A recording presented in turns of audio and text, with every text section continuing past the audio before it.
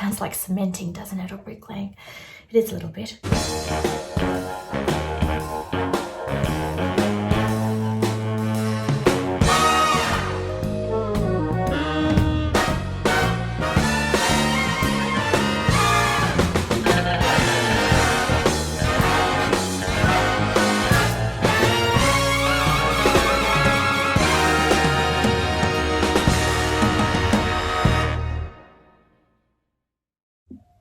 Hello my lovelies, and welcome to Fluffy Hair Town, where apparently it's always fluffy.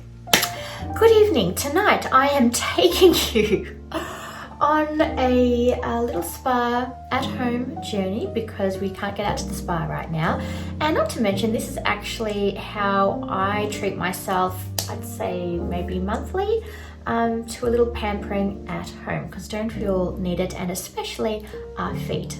So tonight we are going through how to get a professional spa pedicure at home for free, people. That's right. Well, you do have to invest a bit of money in all the equipment that's required, but apart from that, after that, it is free thereafter. Now, I will begin by showing you what you'll be needing first. Now, it's not as easy as slapping on some nail polish and filing, your nails and clipping them. No, there's a lot more to it to get that professional look. So I had to dig deep and really suss out what are the professional tools or the main tools that I will be needing if I want to get those lovely, fresh, dead skin free feet. I know it sounds awful, but that's what is involved when one gets one's feet pedicured. Now, I like to begin the process first of all by removing what I have on my tootsies already, and I will be showing you here the before and the after, so you can see what is coming, guys. Yes, my feet will be looking a hell of a lot better, and I can't believe I'm showing my rotten trotters on YouTube. But anyway, just so you know that this gets better, folks. Anyhow, so I like to begin by removing my nail polish, obviously. So I'm just using here a nail polish remover. This is from Aldi, and this is really nice because it is enriched with avocado and jojoba oil, or jojoba. I sound like Kath and Kim, jojoba, you know that. Anyway, if you've seen Kath and Kim, you'll know the reference. And obviously you'll be needing cotton pads, also from Aldi, and I will just be removing my nail polish now, and then we will begin on phase 2 of the spa-like pedicure.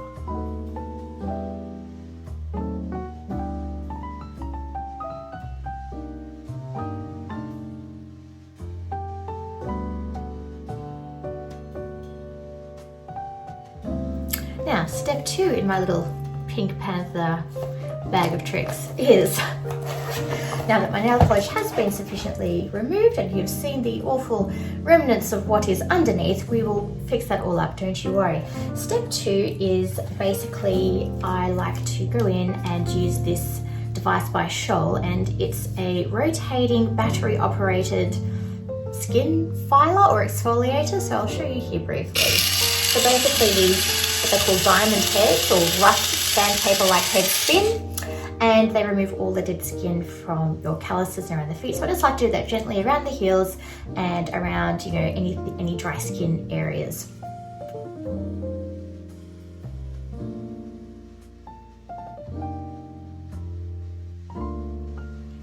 Then afterwards, so now that I have removed dead skin, I am ready for the next step, and that is to cut and file my nails. So I like to do this before I pop them into a hot water bath, and I like to go for a bit of a square toe with a bit of a rounded edge on the side, but only slightly.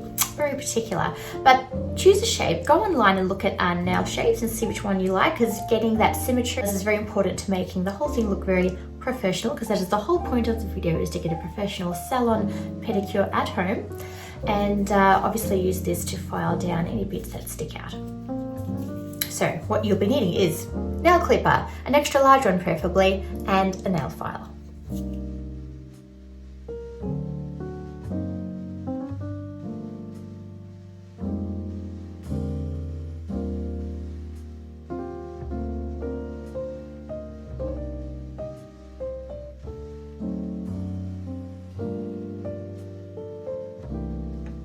Okay, now that I have gotten the desired shape on my nails and they are all clean and done, the next step is to now draw yourself a bath, light a candle, and basically enjoy that pedicure at home experience.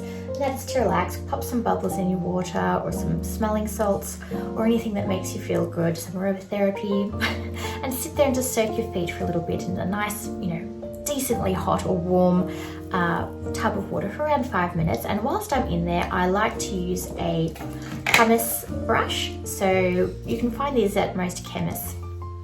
It has bristles on one side and a pumice on the other. I generally just use the pumice, and I again go around any hard areas of my feet by lathering the pumice with a simple bar of soap, which I have here, and that creates a nice sort of waxy, gentle coating for the pumice in your skin. So again, you don't want to tear up the skin on your feet, you just want to gently exfoliate and get rid again of any of those extra dead skin cells.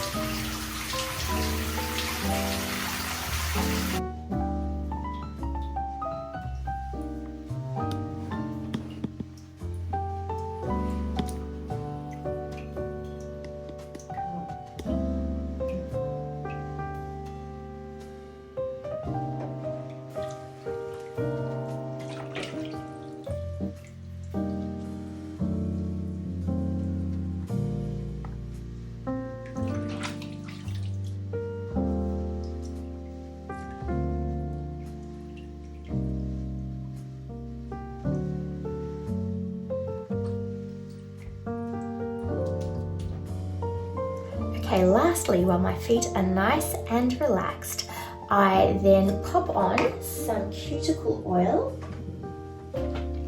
and let that sit on my cuticles whilst I begin my next step, which is basically really getting rid of that dead skin by using this special tool. Now this is a razor, so you do have to be careful while using this. I'll do a little demo, but basically the piece that you are putting against your skin is this part here, not the front part, and you're gently just scraping very, very lightly along the calluses around your feet. Do not touch any soft skin with this razor, it is very sharp.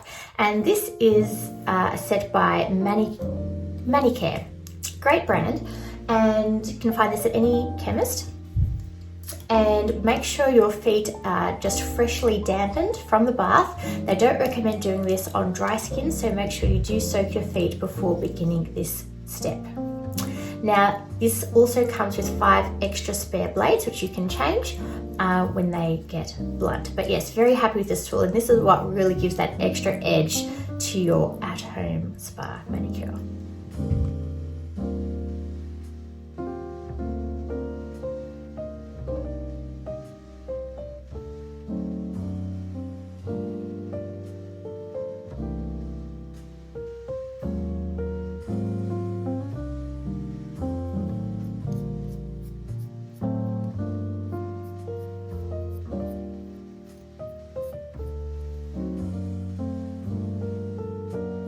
Now that all that excess dead skin has been removed and my feet are now a little bit dry, sometimes I will actually go over with this just one more time just to smooth out any of those edges that might be sticking out. It sounds like cementing, doesn't it, or bricklaying? It is a little bit. Anyhow, and then I go in with some cuticle work. Now you'll need a tool like this. Again, I believe Manicare might sell this one. This is an old one we've had at home for quite a while, and it comes with 2 sides. So basically this side, which pushes down, well, the cuticles as so. You can use this for your fingernails also. And then this special tool here where you can actually sort of scrape along the cuticle and get rid of any excess, because getting that nail polish right down to the bottom is really the key to getting that very professional sharp look to your manicures and pedicures. You can also use this side to go underneath the fingernail or the toenail just to clean out any toe poo underneath, which is awful to say, but hey, pedicures aren't pretty. They're not. But the end result is very pretty. Let me just reiterate that. It does get better. Right, so we'll go off and I will show you how I do that, and then we will round up with the fun stuff, which is making the magic happen and putting some colours on my toes.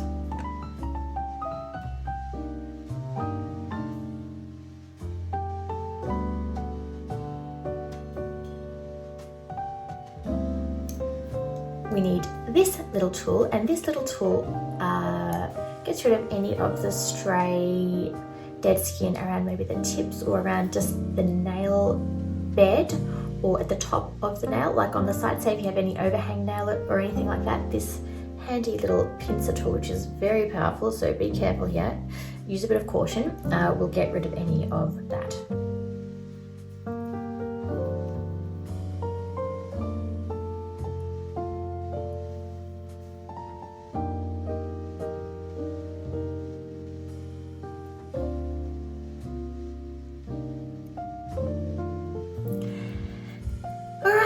Now that is all done, my feet are perfect, and I could just leave them there. And what I like to do is, now this is important, I like to pop on a bit of moisturizer onto my toes, but not on the toenails. These need to remain quite dry, and you could even go with a bit of acetone on your nails, because you really want that nail polish to stick to your nails. And if you put something like a moisturizer on your feet, the oil will create a barrier to the nail polish, so don't do that. But you can pop a bit of moisturizer on your heels or where your calluses have just been freshly scraped to make sure that they're nice and moisturized before you pop your nail polish on. I had to set my simple body moisturizer here, but actually for my feet I'm going to use a very special moisturizer. This, as you can see, nearly finished foot cream by L'Occitane, and this was a gift. I can't remember for what occasion, but it was a gift, and it came with some hand cream as well. And L'Occitane do the most beautiful body products, and it is fantastic for dry skin because it comes with shea butter, and hence I use shea butter in this very, again, well-loved body moisturizer as well, which I'll go through on a separate occasion.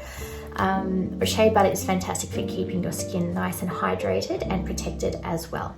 So I'm going to pop this on my feet before I get into the rest of my nail painting, and sometimes at night as well, just to continue your foot care after your pedicure, because feet can get dry and worn out very quickly. The poor things, we use them all the time and we neglect them so much, is I like to at night time pop a bit of this on and then stick a pair of nice comfy socks and let them just marinate and let my feet, you know, soak up all that goodness.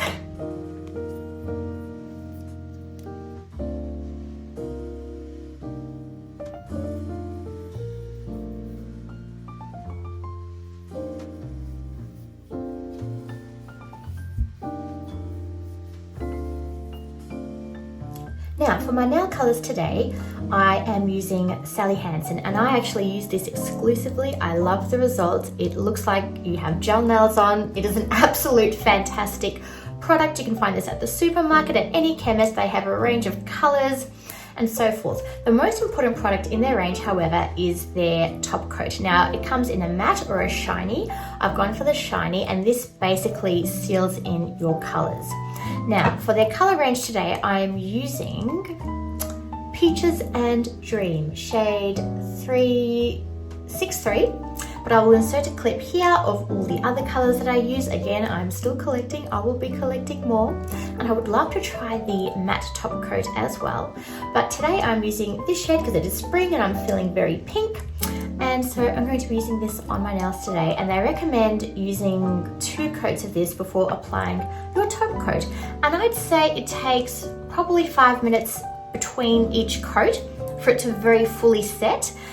Some people, you know, don't leave it as long in between, and you can because to the touch it is dry, but I find if you do the process too quickly, you end up in the long run, you know, those bottom layers start to shift and your pedicure ends a bit, you know, not as perfect as you like for all that effort you put in. So I recommend grabbing a book or watching a YouTube video or putting your feet up and just taking some time out to relax for the maybe 15-minute process to make sure each layer fully sets before you can continue on with your day.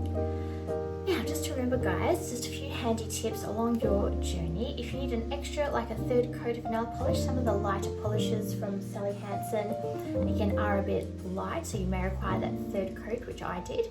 And if there is any overspill onto your skin, just grab a ear cleaner, a cotton bud. Get a cotton bud, put a bit of acetate or nail polish remover on the bottom and just go around the edges very gently. Now I made a bit of an error whilst doing that, so my toes aren't as perfect, but however we made it there in the end, and my toes now have colour and they're not looking so shabby. So those are my handy little tips. Try it for yourself. Let me know in the comments below how you go with it. Let me know if you've purchased any of the tools and how you're finding them. And if you are going to continue to be doing your pedicures at home, I've been doing mine for years at home. Very rarely do I get mine done. That would be like a treat for me. Again, spending $30 to $40 and sometimes even $60 on a pedicure, I think I would rather go to Cotton On and buy myself 2 dresses and a pair of shoes. That's just me though. Anyway guys, please do like and subscribe to this video for more. There is heaps more coming. Thanks for watching, and look after yourself. Alright, bye guys.